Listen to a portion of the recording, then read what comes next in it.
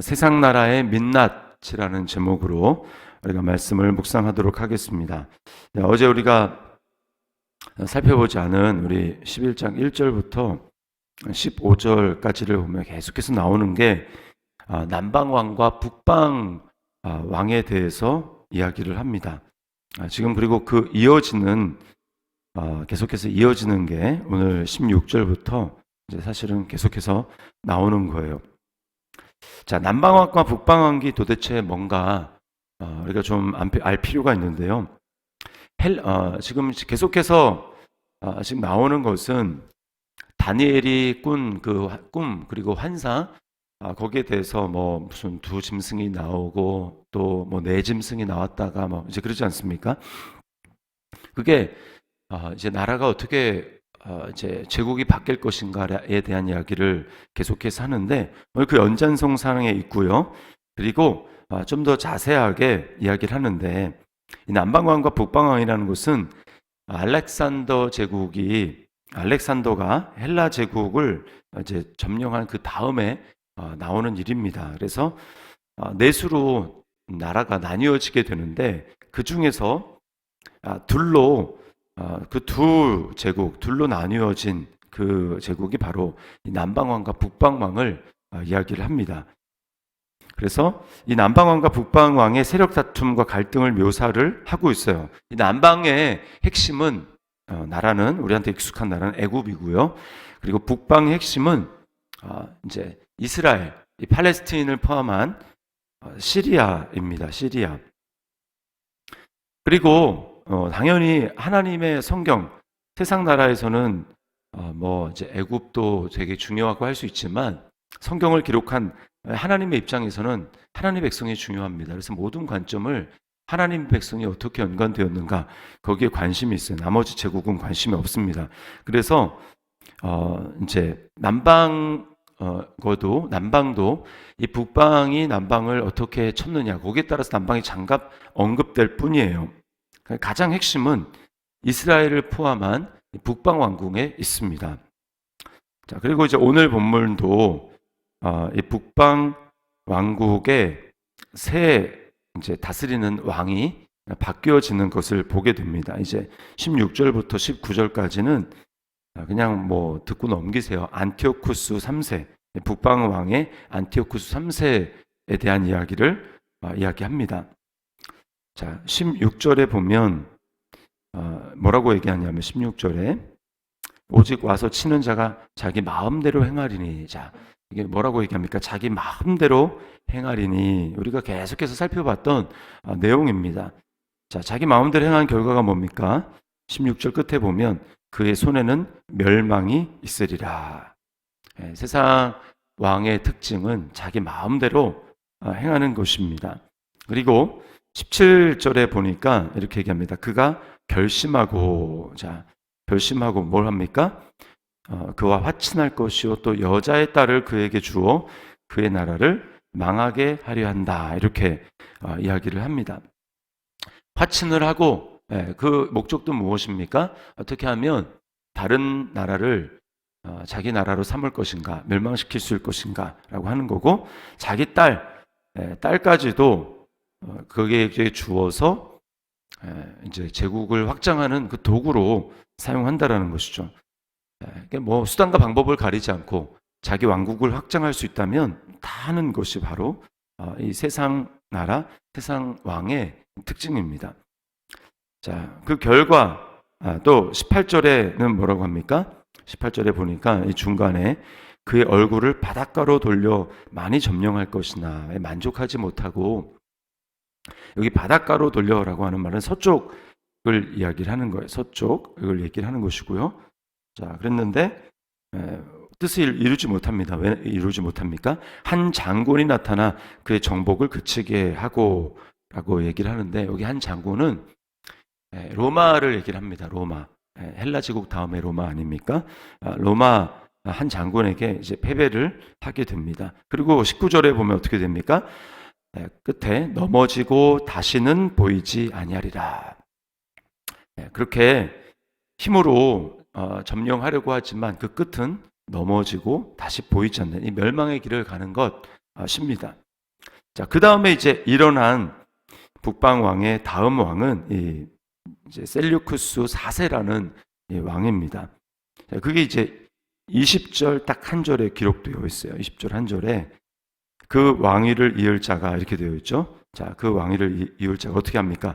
압제자를 그 나라의 아름다운 곳으로 두루 다니게 할 것이나 라고 이야기합니다. 여기 압제자라고 했는데 세번역 성경에 보면 이 세금을 걷는 사람을 얘기를 합니다. 세금 징수원. 왜 세금 징수원을 나라 곳곳으로 보냅니까? 지금 전쟁으로 계속된 전쟁으로 나라의 재정이 파탄이 났기 때문에 어떻게든 그것을 회복해 보려고 재정을 충당해 보려고 세금을 걷는 것입니다. 그러나 어떻게 됩니까? 그때 보면 몇 날이 못되어 망할 것이오 라고 이야기를 합니다. 자, 이렇게 금방 끝나죠. 금방 끝나고 그 다음에 이제 중요한 것이 이제 21절부터 오늘 읽은 본문 끝까지 35절까지 계속해서 나오는 것이 이제 뒤를 이은 왕은 그냥 이제 듣고 넘기시는데 이 왕이 유대인들과 관련되어서는 굉장히 중요한 왕입니다. 안티오쿠스 4세인데 에피파네스라고도 하는 이 사람이 이제 유대인들을 굉장히 괴롭힌 왕이기 때문에 그래서 역사적으로는 굉장히 이제 중요한 인물로 등장을 합니다. 자, 21절에 보면 또 그의 왕위를 이을 자는 한 비천한 사람이다. 비천하다라고 이야기를 하죠. 자, 이 사람이 이제 굉장히 세상 왕의 정말 추악한 면모를 다 보여주고 있습니다. 어떻게 합니까? 끝에 보니까 속임수로 그 나라를 얻을 것이며 이야기합니다. 속임수로 얻었다고 얘기하고요. 또 23절에 보면 그와 약조한 후에 그는 거짓을 행하여 올라올 것이요 라고 이야기합니다. 거짓을 행하고요. 자, 그리고 이제 또 이 사람이 행하는 일은 역사적으로 보면은 헬라화 정책을 썼다라는 것으로 유명합니다. 즉 그리스를 닮아가도록 그 문화를 따라가도록 이야기를 한 거예요. 자, 그렇게 강조하게 될 때 유대인의 입장에서는 어떻습니까? 이제 헬라의 문화를 따라가야 되니까 하나님을 섬기는 그 일에 대해서 어려울 수밖에 없겠죠. 그래서 이제 부딪힐 수밖에 없는 것입니다. 자, 이 지금 에피파네스가 하는 일이 무엇이냐면 25절에 보니까 남방왕을 중간에 보면 군대를 거느리고 남방왕을 칠 것이오 이렇게 되어 있고요. 이는 그 끝에 이는 그들이 계략을 세워 그를 치민이라. 계략을 세워서 쳤다. 그 다음에 27절 말씀에 보면 이 두 왕이 남방왕과 북방왕이죠. 왕이 마음에 서로 해하고자 하여 한 밥상에 앉았을 때에 거짓말을 할 것이다. 서로 어떻게 하면 상대방의 제국을 이제 넘볼 수 있을까라고 하면서 밥상에 앉아서 밥을 먹으면서도 거짓말을 하는 그 모습을 보여주고 있습니다.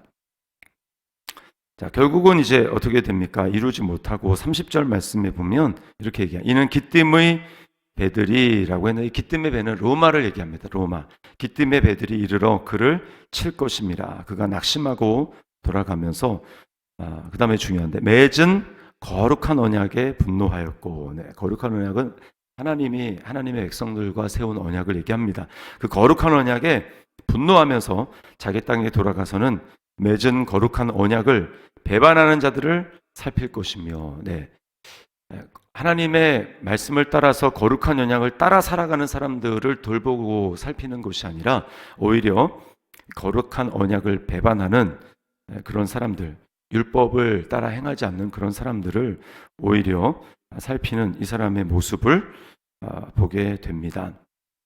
자, 우리가 계속해서 살펴보는 바는 이제 이렇게 해서 뭔가 대단한 일을 이룰 것 같고 자기의 뜻을 이룰 것 같지만 어떻습니까?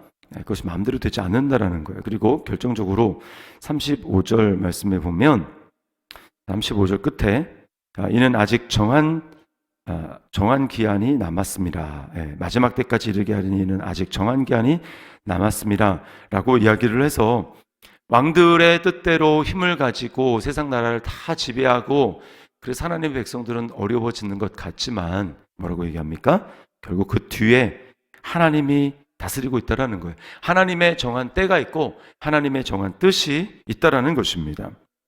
결국은 모든 것이 하나님의 시간표대로 되어질 뿐이라는 거예요. 잠언 16장 9절에 우리가 잘 아는 말씀, 좋아하는 말씀이 있죠. 사람이 마음으로 자기의 길을 계획할지라도 그의 걸음을 인도하시는 이는 여호와 신이라. 이 말씀을 우리가 정말 믿는다면 세상의 힘대로 자신의 논리대로 이제 돌아가는 것 같고 하나님의 백성은 거기서 핍박을 당하고 어려움을 당하고 뭔가 하나님은 돌보지 않는 것 같고 하나님의 손은 보이지 않는 그러한 때에 우리는 무엇을 믿어야 하겠습니까?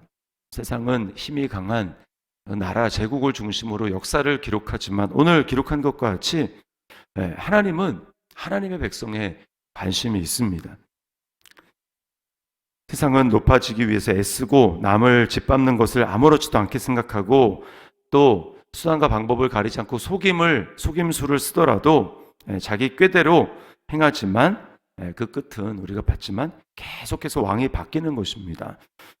하나님의 뜻대로 이 모든 것을 지배하고 다스리고 계신다라는 거예요. 우리가 정말 이것을 믿는다면 그리스도인으로 어떻게 행해야 하겠습니까? 그것은 영원한 하나님 나라의 관점을 가지고 우리가 살아가야 된다라는 거예요. 다시금 우리가 제국의 끝에서 우리가 봐야 될 비전과 환상은 느부갓네살 왕을 통해서 하나님이 처음에 보여주셨던 그 신상의 그 꿈입니다. 머리는 금인데 바벨론 왕이죠. 그 다음에 이제 메데 바사라는 나라가 일어나고 나라가 쭉쭉쭉쭉 가지만 결국은 어떻게 됩니까? 그 끝은 사람의 손으로 하지 않는 큰 돌이 와서 그 발을 쳐서 그 심상 자체를 완전히 무너뜨리죠. 무너뜨려서 타작마당에 겨와 같이 되었다라고 이야기를 하죠. 그러나 그 돌은 점점 쌓여서 큰 산을 이루었다. 그게 바로 하나님의 나라를 상징하는 것입니다. 영원한 하나님 나라, 그 나라는 망하지 않고 그 권세는 쇠하지 않는 하나님 나라의 관점, 그것을 바라보라는 것입니다. 그리고 지금 다니엘서가 보여주고 있는 게 지금 제국이 계속해서 바뀌고 있지 않습니까? 우리는 그래서 하나님의 뜻, 하나님의 때, 하나님의 방법을 따르고 하나님의 통치를 받아야 하는 것입니다. 요한일서 2장 15절 16절 말씀에 보면 이 세상도 그 정욕도 지나가되 하나님의 뜻을 행하는 자는 영원히 거하리라, 이렇게 말씀을 하고 있습니다. 하나님 나라의 통치 방식은 어떻습니까? 이 세상과는 다릅니다. 낮아짐을 통해서 높아지는 것이고 세상에서 버려지는 것 같지만 하나님께는 높여지는, 하나님께는 받아들여지는 존재입니다. 또 우리는 망하는 것 같지만 망하지 않고 거꾸로 뛰림을 당하지만 우리는 패하지 않습니다. 죽는 것 같지만 그 죽음의 끝에는 부활이 있습니다. 그것이 예수님이 우리에게 보여주신 길입니다. 주님이 먼저 가신 그 길입니다. 주님을 보십시오. 이 세상의 임금을 따라 행하는 총독과 황제를 따라 행하는 것이 아니라 주님은 항상 십자가의 때를 살피셨고 아버지의 뜻을 구하셨고 이 세상 나라가 아니라 내 나라는 여기 속한 것이 아니다, 아버지 하나님의 나라를 추구하셨습니다.